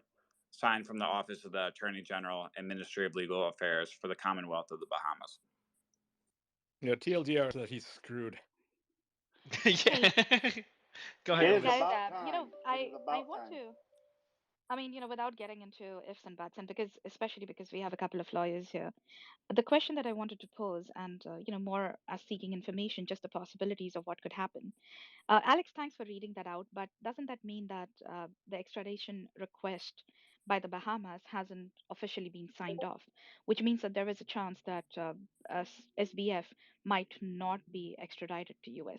That's the first thing, because I'm looking at the extradition treaty, and there are clauses in which they they list the scenarios in which extradition can be granted and cannot be granted, and there So are a I've got few scenarios. Obis. I do have Vishal who can actually talk about the Bahamian US extradition treaty. So I think he can answer those points for you. Vishal, are you with us? Yeah, I'm here. What's up? All right, man. Can you give us good man? Good. This space is like a bit of a sigh of relief when we like. At least there's some justice, because some people started getting me worried, like, hey, he paid off enough politicians, he was not going to get arrested, and I couldn't, I wasn't believing that. So it's good that that wasn't the case. But can you give us more insight into the Bahamian U.S. extradition treaty and what that could mean for Sam? Yeah, I'll just start with initially. We talked about this last time as well. There's a book called 3 Felonies a Day, which people can read if they're interested, which talks about how determined U.S. prosecutors can really put anyone in jail if they want to. And so I think the idea, very early on, I think the idea from a lot of people that he wasn't going to be arrested just felt structurally wrong to me because of that. There was more than enough evidence to arrest him and to charge him with any number of things. And the Bahamian U.S. extradition treaty is actually like very, very flexible and amenable to U.S. interests. The main clause is really, I don't know, I think somebody mentioned this earlier as well, but the main clause is really the idea that if the offense is a crime in both the Bahamas and the United States, regardless of if that offense is defined the same way, if the semantics are the same, if the period of punishment is different, it doesn't matter. If it's a crime in the United States and it's a crime in the Bahamas, then it's applicable for extradition. And so in this case, I would be astonished if Bahamian authorities didn't accept a formal U.S. extradition request. It fits the bill. Again, there was somebody I think mentioned earlier just before I came up that there's a set of stipulations in the Bahamian U.S. extradition treaty, and you're cutting out, bro. Vishal, you're cutting out. I'm not sure if it's your connection. Sounds fine to me. There are a set of stipulations in the treaty, but they're very, very generic. And you could put pretty much any offense under there, again, as long as it is a crime in the Bahamas and the United States. So in this case, as long as the U.S. formally requests extradition, the likelihood that it's granted, I think, is extremely high. But it'll be up to the Bahamians on how quickly they process their own charges, which was in the letter, as somebody just read it earlier, but it's in the letter as well that they plan to process charges on their own as well. So as long as the U.S. It's worth pointing out, right, that they would not have initiated the extradition if there wasn't a phone call from the United States. So they are just preparing for it. It's obviously still being drafted. So I would expect that to happen within the next day. Yeah, And my life ultimately, meant like to the point of whether it's accepted. Because they had to put a case together.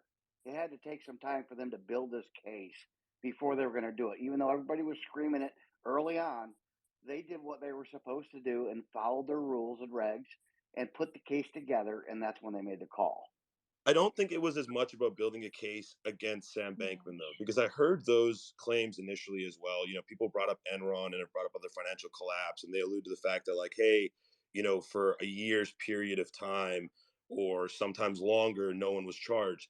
And a lot of times what it is they're just looking for other people to implicate. It's not so much that they're building a case against the primary target. Like, Sam was an easy person to build a case against. Yeah, he gave more towards plenty of FTX and Alameda, right? It's more a case between both of those. I think Not it's more just so to them, see though.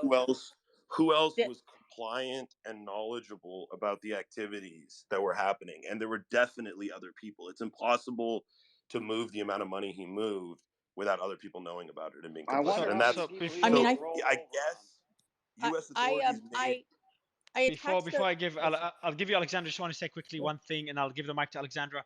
For anyone listening, tomorrow we have Mark Andreessen coming on the show. So I've pinned it above. It's pinned on my space as well. If you want to listen to Mark Andreessen, make sure you join us tomorrow. You set your reminders. Also, my team is checking now. All my team is awake, so they're checking all news outlets as soon as we have more information on. Hopefully, we hear Caroline getting arrested as well in the next few minutes. That would make my day. Be a good way to end the day. But yes, so they're watching all news outlets, all sources. But if you are requesting to speak and we're not bringing you up, make sure you DM me, tell me why you want to speak and what you want to bring to the table so the team can check it. Because there's too many requests and I can't go through them. Twitter Spaces glitches. Alexandra, you were saying something? Yes. So first, I pinned, or I mean, I posted to the comments. You know, like the purple thing at the bottom. I posted to the comments the extradition procedures.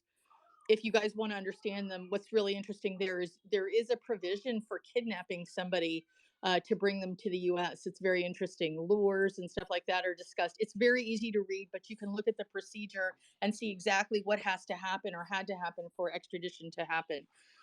The next thing is, I don't even think it's individuals. It's not just this group of 10. I think they're looking at whether or not Justin Sun is implicated in Tron, and those are major companies that are involved in Tron. It's like Panasonic and other ones. It's a bunch of enormous companies, and if that was implicated somehow in what FTX was doing, and I think they're probably also looking at Binance. There was a story today. Hey, there's a bit of breaking news here from the U.S. Attorney of the Southern District of New York. Now, if you're not familiar with what that is, that's basically the most powerful district in the United States when it comes to these kinds of legal proceedings due to their proximity to Wall Street. So they tweeted, U.S. Damian Williams, that's the Attorney General, or not Attorney General, sorry, the attorney that's responsible for this, the U.S. Attorney. He said, earlier this evening, Bahamian authorities arrested Samuel Bankman-Fried at the request of the U.S. government, based on a seal indictment filed by the SDNY, that's the Southern District of New York. We expect to move to unseal the indictment in the morning, and we'll have more to say at that time. So this was initiated at the behest of the SDNY, the U.S. authorities, and they have the jurisdiction to do so. So he is in a lot of trouble. I wonder if Caroline was in New York and rolled over on him. Possibly. Closed doors. You know, their home base, though, I believe, is in Florida. So it will be interesting to see where they got New York from, because, for example, the class action suit is in Florida. It takes place in Florida. Because, oh, I know, but this is basically okay. So what happens is SDNY has, for all intents and purposes, the most resources when it comes to U.S. attorneys. So what normally happens is when there's a big case like this, it's financial fraud. Usually the smaller courts, like the ones in Florida and so on. Choppy? Just want to know if it's me. It's you. It's you. It's not Choppy. It's you. Yeah, okay, sorry. Okay, go ahead, Ian. Sorry. Okay, yeah. So what normally happens is that when you have a big case like this, the SDNY will usually step in and say, "Hey, we can handle it. We've got the resources. We've got the manpower. We've got hundreds of people working for us, so we can handle the case." And that will usually be where they hold a case. This is the same thing that happened. They don't get to. No. Wait 1 second. Oh, I'm sorry. They don't actually get to pick, right? You have to actually have jurisdiction over the matter, both the race and in-person jurisdiction, right? So there's still requirements. Usually, yeah, and so they fill the requirements. Nexus. Yeah, they fill the requirements here. They wouldn't be doing but this that's otherwise. that's what I want to know is, what is that fulfilling? Because right now, when the class action took place, I was a little surprised that Florida was the place that was selected. Maybe it is for that particular type. The courts are a little more generous, but it doesn't really matter for federal court, right? Right. So for this federal case, you can't pick your jurisdiction like that, right? Like, that's why BlockFi was done by the New Jersey district or state U.S. attorney for New Jersey, because it was based in New Jersey. So I don't know that they have like, the only nexus that I knew of was their relationship with Gemini, which is in New York. So I'd be interested to know what that was.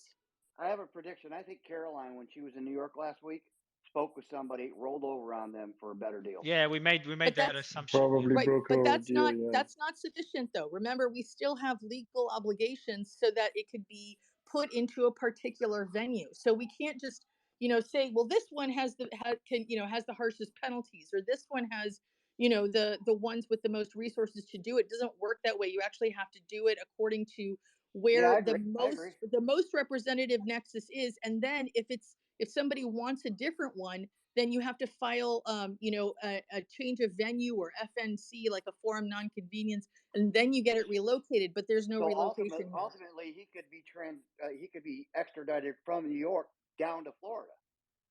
He I'd be could. I very don't. multiple surprised. He could. cases, right? It doesn't really matter as long as the SDNY has jurisdiction over this, because this is financial fraud, and it's very likely related to the SEC.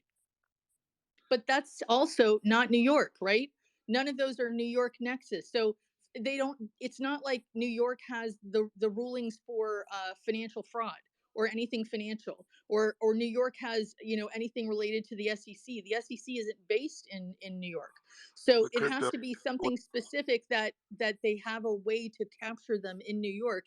And I don't know that they had a base in New York. That's not where they're incorporated, as far as I'm aware. That's not where they had their base. So I'm interested to find out what that is, because none of this right now is actually the reason it gets captured, and we won't know until until the official complaint is issued.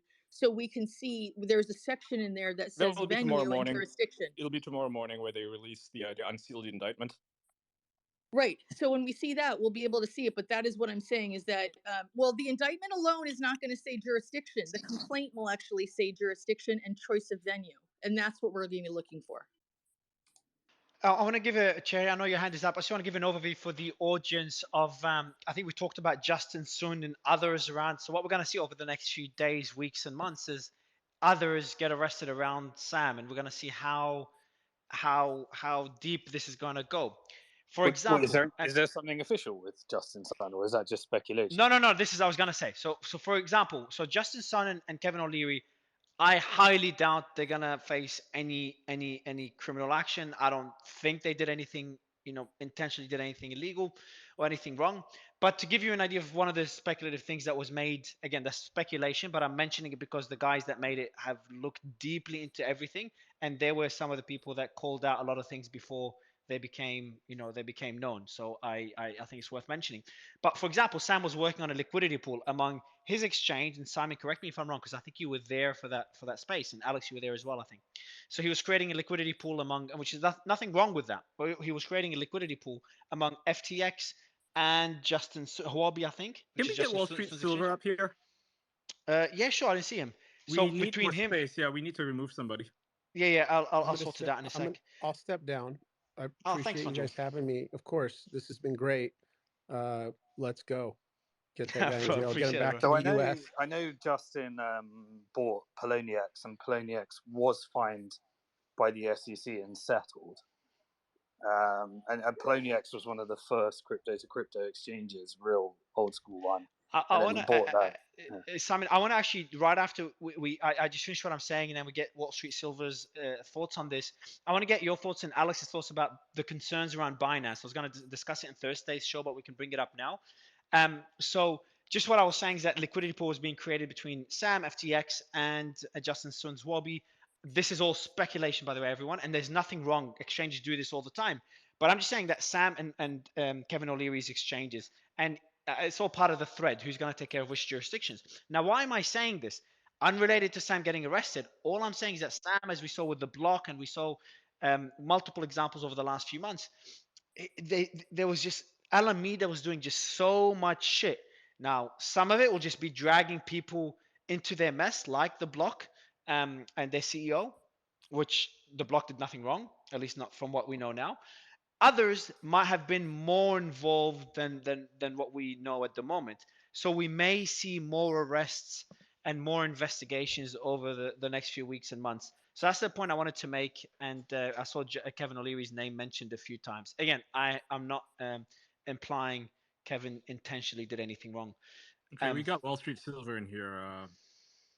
You want to speak? Yeah, I think it'd be good to have your input. I'm sorry, I missed everything you guys were talking about before. I just saw the spaces going and joined it. Thank you Sam's for arrested, bro. SBF. Sam's Yeah, arrested. They're yeah. still, the world is fair in some ways. There's still Well, justice in the system.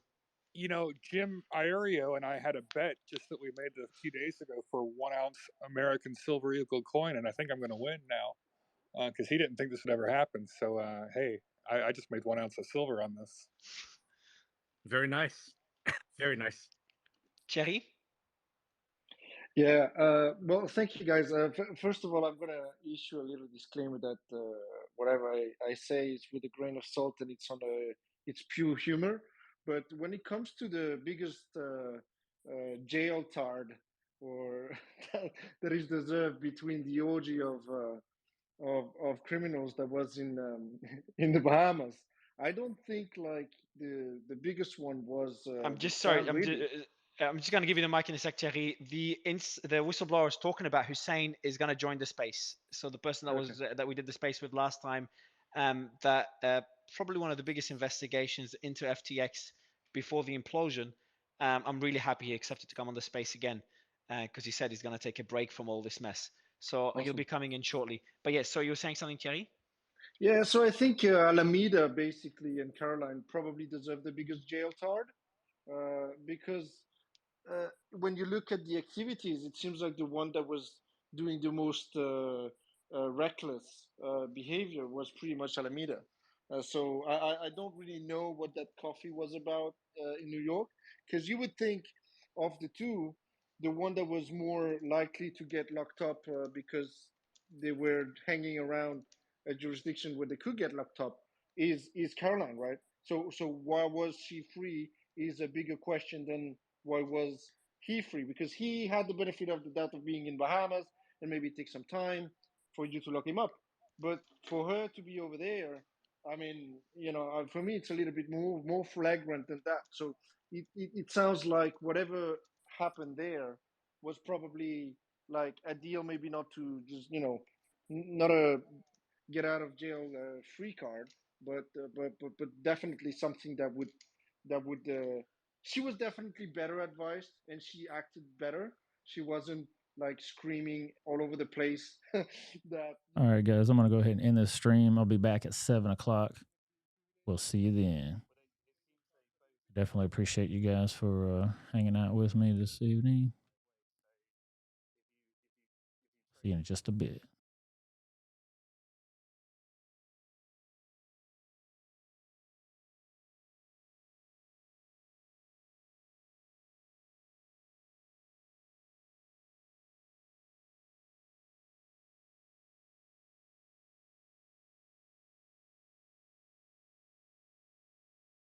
So that I get done for the equivalent. I don't know what the right word is if there's any lawyers, but the equivalent of homicide instead of murder, whatever that relates to.